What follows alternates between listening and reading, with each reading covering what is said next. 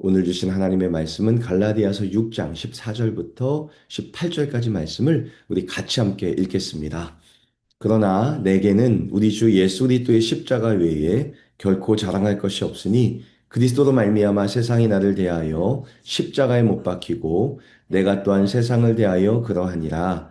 할례나 무할례가 아무것도 아니로되 오직 새로 지음으심을 받는 것만이 중요하니라.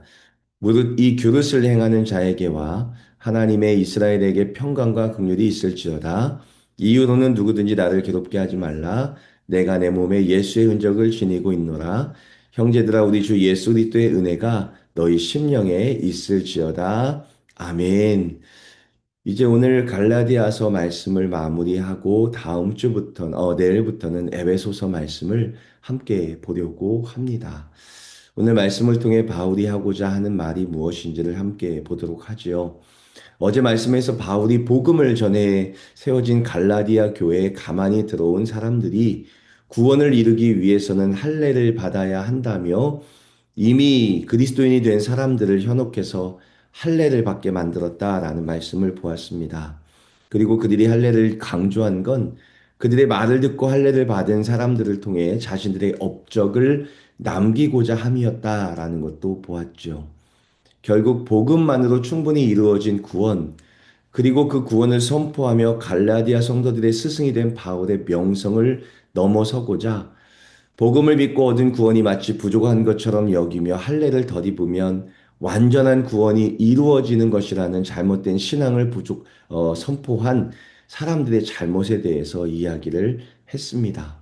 사람들은 자신의 명성을 위해 할례라는 것을 이용했고 자신들의 말을 듣고 할례를 받은 사람들을 자기의 제자인 양 의기양양했던 사람들의 잘못을 지적하는 모습을 어제 말씀을 보면서 알 수 있었습니다.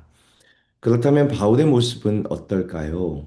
바울도 자신이 전한 복음으로 그리스도인이 된 사람들이 주는 존경과 명예에 목말라 했을까요? 절대 그렇지 않습니다. 그는 자신에게 돌아오는 그 어떤 대가에는 전혀 관심이 없었습니다. 오히려 자신의 말을 듣고 자신이 전한 그 복음을 듣고 그 복음을 들은 사람이 어떤 사람이든 간에 그들이 예수님에게로 발걸음을 옮긴다면 그 장면을 보는 것만으로도 너무 기쁘고 행복해한 사람이 바로 바울이었다는 것을 오늘 말씀이 증명해 주고 있지요. 14절 말씀을 한번 보세요. 그러나 내게는 우리 주 예수 그리스도의 십자가 외에 결코 자랑할 것이 없으니 그리스도로 말미암아 세상이 나를 대하여 십자가에 못 박히고 내가 또한 세상을 대하여 그러하니라. 바울은 말하기를 예수 그리스도의 십자가 외에는 결코 자랑할 것이 없다라고 말하고 있어요. 당시 로마 시대의 십자가는 가장 흉악한 죄수를 처형하는 수치와 저주의 틀이었습니다. 십자가에 달려 죽었다는 것은 그리 자랑할 것이 없는 것이었습니다. 오히려 비참한 것이었죠. 그런데 바울은 그것을 자신의 유일한 자랑거리다라고 말하고 있습니다. 이 말은 이런 뜻을 갖습니다. 나는 세상에 자랑을 내려놓습니다. 라고 말하는 것이죠. 원래 바울은 학벌, 가문, 종교적 업적 등이 세상적으로 자랑할 게 아주 많은 엘리트였습니다. 세상의 그 어떤 대단한 성취도 십자가 앞에서는 아무리라고 고백하고 있다는 것 자체가 바울에게는 굉장히 놀라운 일입니다. 세상 사람들의 눈에 십자가는 실패한 사람들이 달리는 곳이었고 버림받은 사람이 달리는 곳이라 인식되었지만 그렇게 유명하고 자신에게 자랑할 것이 많았던 바울에게조차 예수님이 달린 그 십자가는 자신의 힘으로 평생 이루지 못한 하나님에 대한 구원을 이루신 사랑이 깃들여 있는 곳이었음을 그는 인정하는 것이지요. 십자가에 달리신 예수님이 자신을 위해 하신 일만 생각하면 언제나 감격과 눈물이 멈추지 않은 그의 삶이 십자가로 그를 향하게 했다라고 말하고 있습니다. 그는 이제부터 자신이 가졌던 모든 세상적인 즐거움이 아니라 나를 위해 십자가에 달려 죽으신 예수 그리스도와 그의 십자가만을 자랑하며 살아가기로 작정했다라고 말하면서 예수 그리스도와 그의 십자가가 평생 나의 자랑거리다라고 말하고 있다는 거죠. 그뿐만이 아닙니다. 그는 세상에 있는 모든 것들을 버렸다라고도 말하고 있는데요. 이것을 세상이 나를 대하여 십자가에 못 박혔다라고 말하고 있습니다. 여기서 말하는 세상이란 우리가 사는 단순한 지구가 아닙니다. 이 세상이란 하나님 없이 돌아가는 세상의 가치관과 유행, 성공, 기준, 물질적인 욕망을 말하는 것이죠. 세상이 자신을 향해 못 박혔다는 것은 세상의 유혹이나 기준이 자신에게 아무런 영향력을 행사하지 못한다라는 것을 고백하고 있습니다.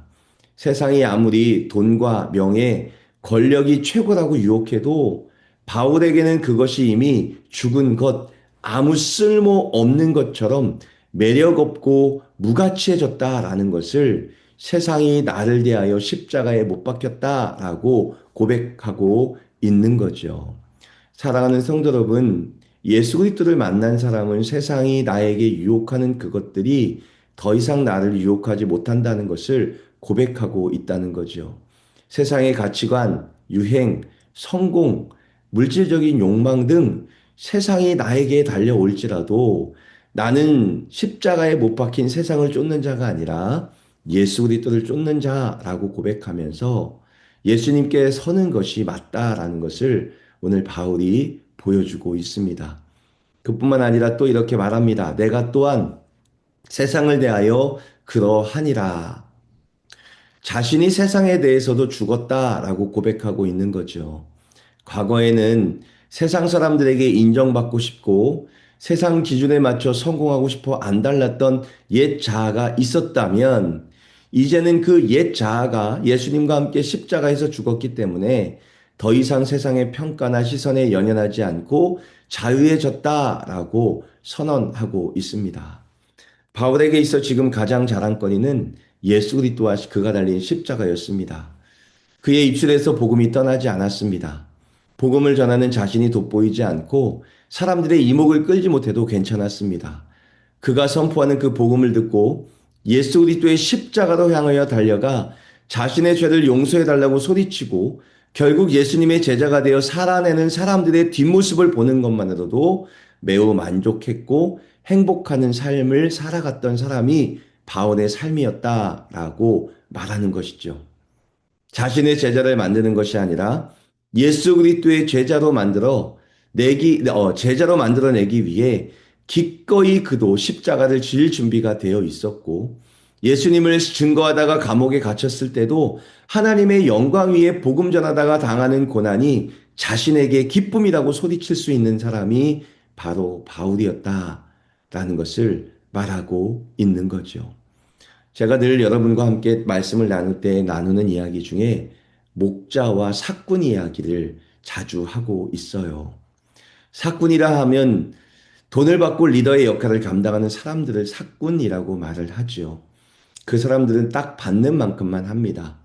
그리고 자신들에게 돌아올 합당한 대우나 자신의 효용 가치가 없어지면 그 길로 짐을 싸 돌아설 수 있는 사람들이 사꾼들입니다. 그러나 목자는 다르죠. 목자는 사랑 때문에 움직입니다. 최선을 다합니다. 자신의 모든 것을 다 내갈며 양떼를 오직 참된 목자이신 예수님께로만 인도하는 자들이 바로 목자들이지요. 목자이기에 자신의 온 인생을 겁니다. 양을 지켜내기 위해 자신의 목숨도 내어놓습니다. 다윗이 그런 사람들의 으뜸이 되죠.